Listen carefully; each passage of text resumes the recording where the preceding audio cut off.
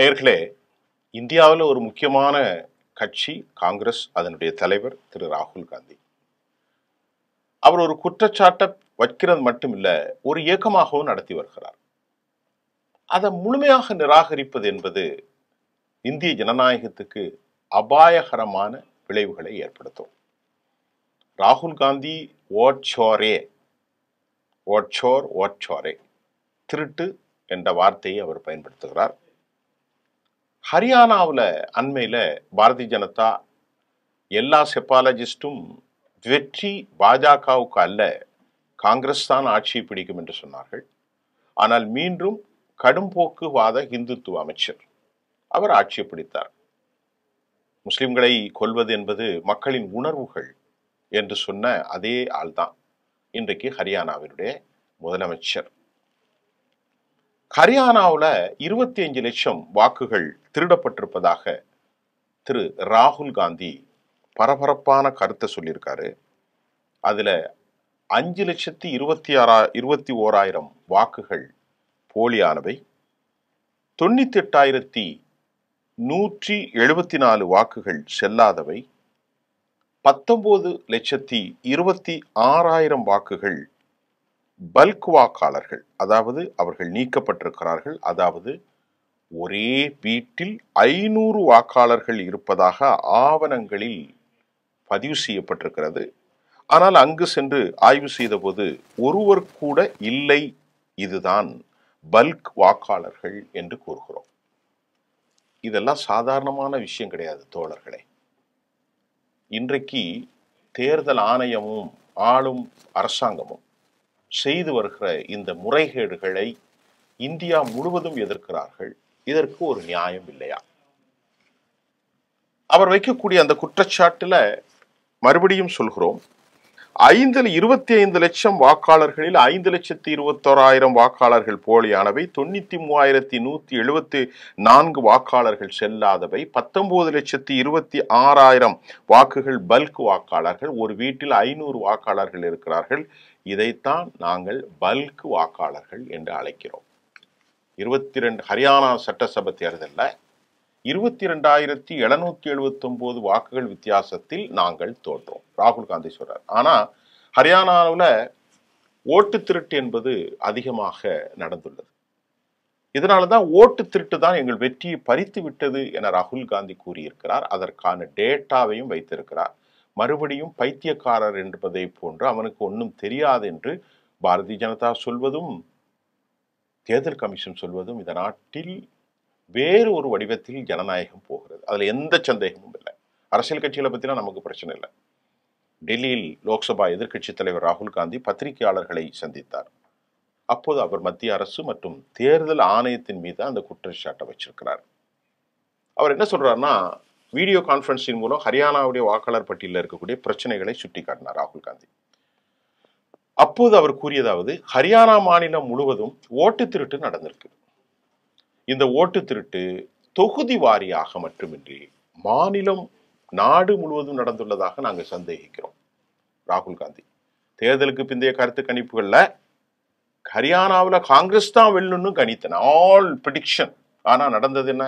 ஹரியானா வரலாற்றில் முதலாக தபால் ஓட்டுகள்லயே வித்தியாசம் வந்துச்சு. காங்கிரசினுடைய மகத்தான வெற்றியை ஓட்டு திருட்டு மூலம் தடுத்துட்டாங்க. ஹரியானாவில் 2 பூத்துல ஒரு வாக்காளரினுடைய போட்டோ 223 இடங்கள்ல இருந்தது. அடேயப்பா! மொத்தமாக பார்த்தா ஹரியானாவில் 25 லட்சம் போலி வாக்காளர்கள். அதுல 5,21,619 போலி வாக்காளர்கள் உள்ளனர். அதில் தற்போது 1,24,177 வாக்காளர்கள் ஒரே போட்டோவில் இருக்கிறார்கள். இது எவ்வளவு பெரிய கொடுமை நடக்குதப்பா! மறுபடியும் நான் அந்த டேட்டாவை சொல்றேன் பாருங்க. ஹரியானாவில் 2 பூத்துல ஒரு வாக்காளரின் போட்டோ 223 இடங்களில் இருக்கிறது. ராகுல் காந்தி பைத்தியம் பிடிச்சு பொய் சொல்ல மாட்டார். மொத்தமாக பார்த்தால் ஹரியானாவில் 25 லட்சம் வாக்காளர்கள் போலியாக இருக்கலாம். அதில் 5,21,619 போலி வாக்காளர்கள், தற்போது 1,24,177 வாக்காளர்கள் ஒரே போட்டோல இருக்கான். எவன் போய் டெஸ்ட் பண்ணுவான் ஒரே போட்டோல?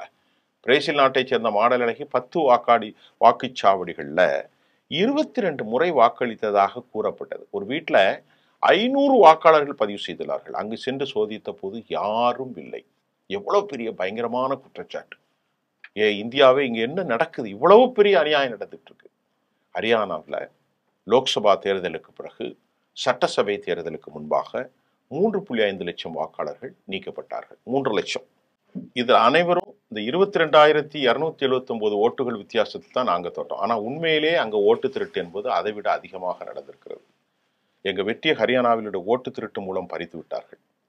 ராகுல் காந்தி இந்த குற்றச்சாட்டின் பின்னத்தில் ரொம்ப ரொம்ப முக்கியமாக உள்ளது. அதாவது ஹரியானாவில் தற்போது பாரதிய ஜனதாவுடைய ஆட்சி நடக்கிறது.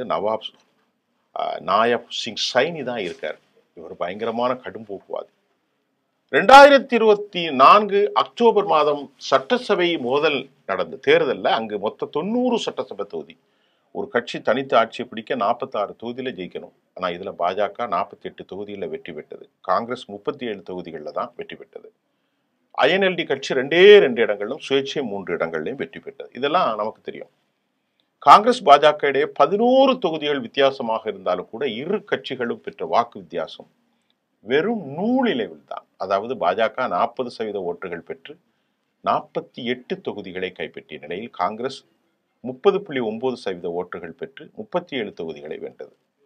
அதனால்தான் ராகுல் காந்தி அதை குறிப்பிட்டு என்ன பேசுறாருன்னா, ஹரியானாவில் 39%, ஹரியானாவில் ஓட்டு திருட்டு நடந்ததை தான் காங்கிரஸ் வெற்றி பெற முடியலங்கிறார். ஹரியானாவில் மொத்த தொகுதிகள் 2 வாக்காளர்கள் எண்ணிக்கை, வாக்காளர்கள் 2 கோடி.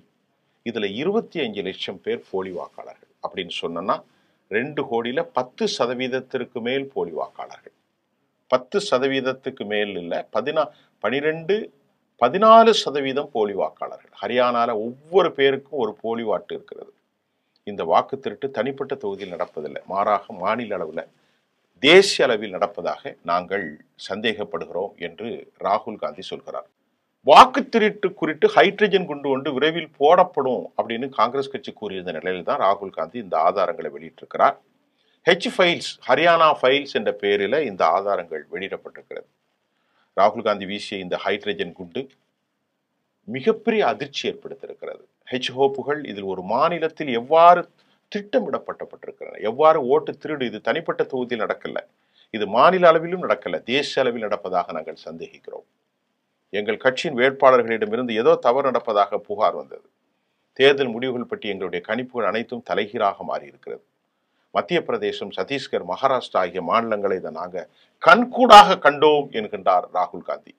ஹரியானாவில் என்ன நடந்தது என்பதை பற்றி ஆராய முடிவு செஞ்சுதான் தாக்க உண்மையை வழங்கியிருக்கிறோம் அப்படின்னு சொல்றார்கள். இந்தியாவினுடைய இளைஞர்கள், ஜென் Z தலைமுறையினர் இதை புரிந்து கொள்ள வேண்டும் என குறிப்பிட்ட ராகுல் காந்தி, நான் தேர்தல் ஆணையத்தையும் இந்தியாவின் ஜனநாயக செயல்முறைகளும் கேள்வி கேட்கிறேன்.